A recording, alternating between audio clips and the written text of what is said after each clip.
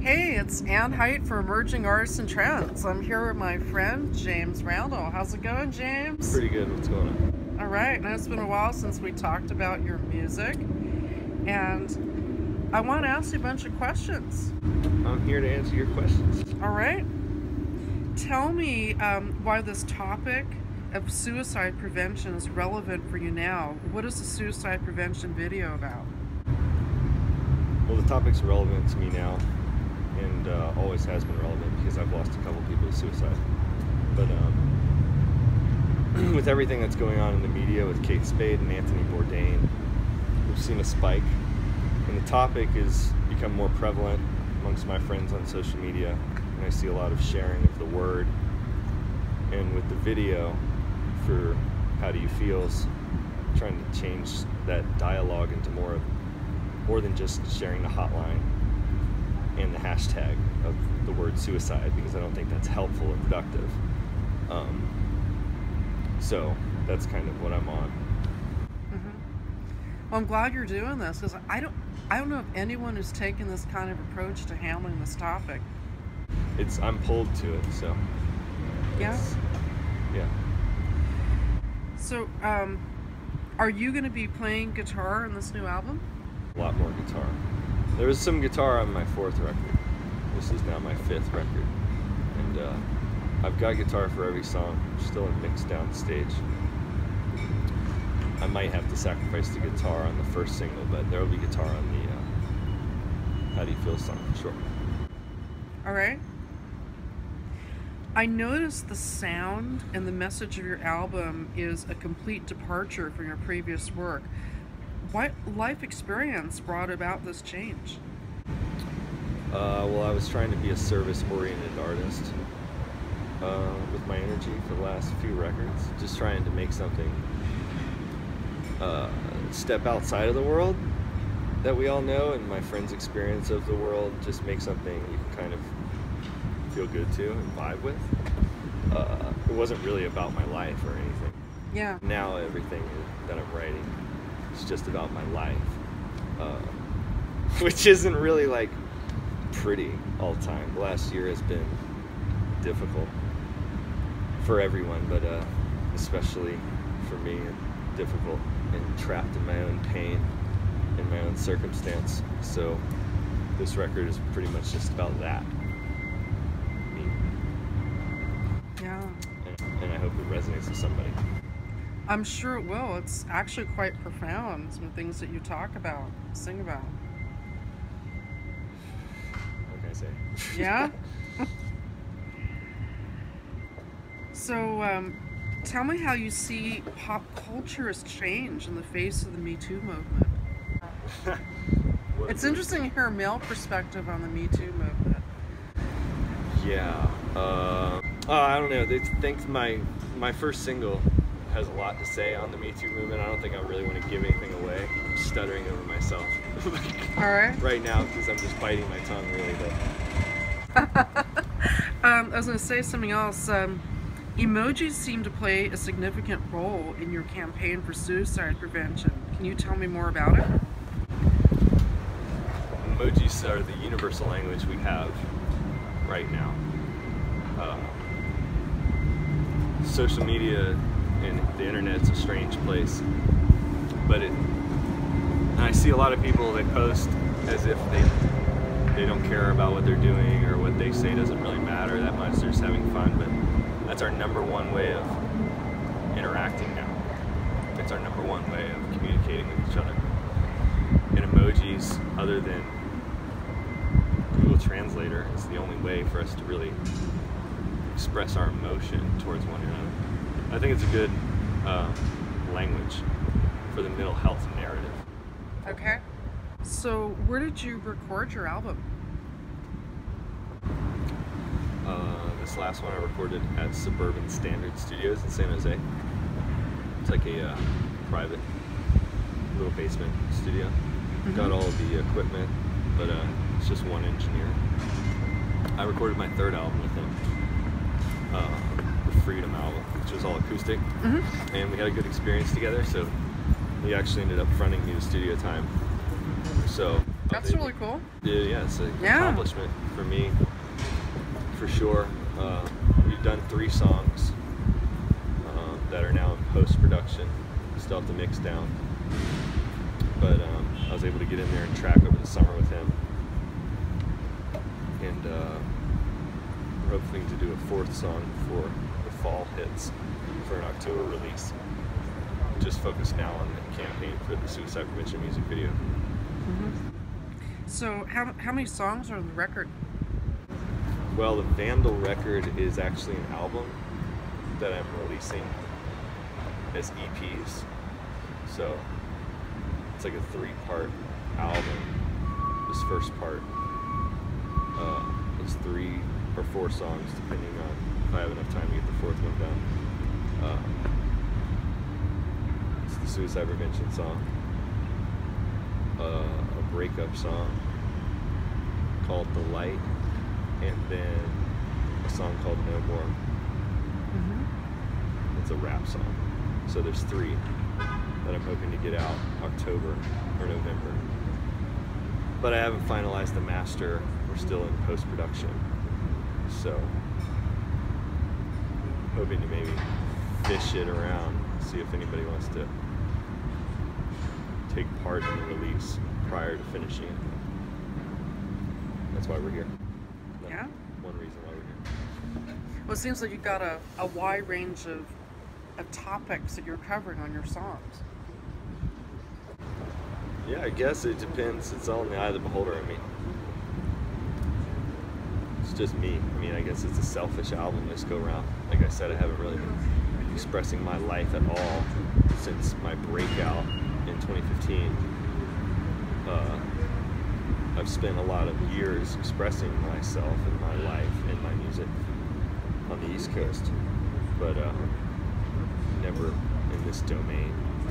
So I'm just trying to be honest, be the best artist I can, and still want to ride that wave of doing some good, leaving some good in my wake with this suicide prevention music video. I think it's going to stick. Let's see. Is the artwork out yet to go with the record? No, I don't have any art for the record. Kind of treat the artwork like my, like the way I record my second verse. I write my songs, right? Yeah. And I go right in with Christian as soon as I can. I lay it down. But I never write the second verse until like we're at the end of packaging the song. We have everyone cast for the video and have the projects lined up, because I need it to be real, whatever's going on in my life right then and there. I always save that. So it's pretty much the same way with the album. I mean, I have an idea of what I want, and I've put some pictures up of what I want, which is like, I mean, I have a lot of pyramids and Egyptian, like the Eye of Horus is a big deal on the art that I have posted. I'd like to see something in that vein.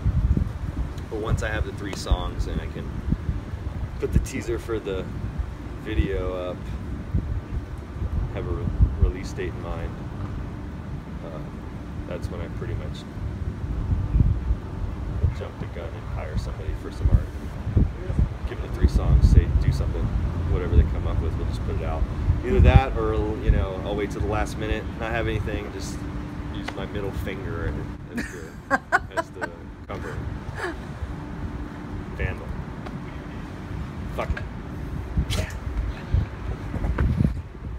Is the How Do You Feel song part of a collection of songs? Yeah, so How Do You Feels is part of Vandal Act 1. It's part of the 3 songs that are coming out as soon as possible. So yeah, it's part of the Vandal record. I've had the How Do You Feels Instagram up since like November of 2016 because I developed this idea after back in the summer of 2016, and I went through a program that was kind of like breaking down all of the Tony Robbins methodology to like the science of it all. with DBT and CBT skills. So I developed the idea, and I obsessively bought all these emoji pillows. I have like 75 emoji pillows. That's quite a collection you got there, man. I need more! I have one of them, actually. Yes, you do. Yeah. The kiss emoji. Don't get anything on it. I need it for the shoot. That goes for anybody I gave a pillow to. I haven't Don't touched get anything on anything. But yeah, so it is a part of collection. But the How Do You Feel song is going to stand on its own. Okay. Everything I'm doing with the other two songs is really just to get the momentum underneath the suicide prevention music video, because if I were just to put that video out, it would do a disservice to itself. So. Tell me about Christian Roth and what he has done for the How Do You Feel song. Christian Roth. Yeah. Christian Roth is a gem. He is an engineer in San Jose, and like I said, he helped me on my third record, Freedom album, which I remember that album. Yeah. And I'd actually written that album right after my hospitalization, and that was a pretty raw record, and it didn't really do too well because I didn't put any marketing into it. But the people that have played it really enjoyed it, thought it was kind of had a live sound to it. So chopping it up with Christian after I'd done the fourth record at Suspect Studios, I decided I didn't want to really invest so much money into each song, because that's what I'd done with the fourth album. I put everything I had into it, trying to make something, I guess, radio sonically compatible. This is radio worthy. So Christian offered to let me track up front, so record the songs up front. I'd had some beats made, and I have a lot of beats made, but these three songs I felt captured my full spectrum of how well-rounded I am as an artist. Mm-hmm. And that you are. Thank you. In like You're welcome. 9 minutes is the length of the EP. Some people would consider it a demo, but 9 minutes is about all I feel the world can handle of me right now. Okay. So, yeah. Christian Roth is a dear friend.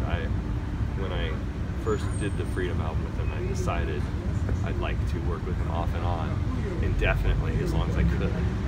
And that is our plan. He's expanded his studio greatly since the last record, so we're kind of able to bring my beat in, lay it down, and we can go back and forth for weeks or months on end about tweaking things and what we like, what we don't like.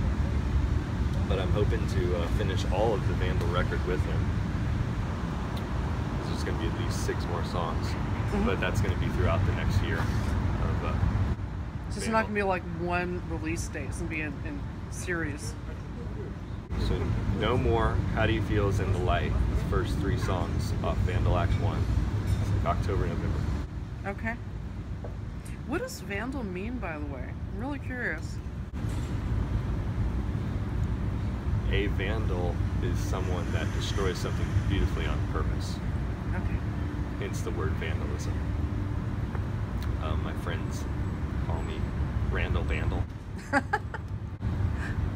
Randy's actually the name I was raised on, what I go by outside of professional life, and it's more of who I really am. And James Randall is my name. It's the name my mother gave me. I'm proud of it. But it's a little more serious than I actually am.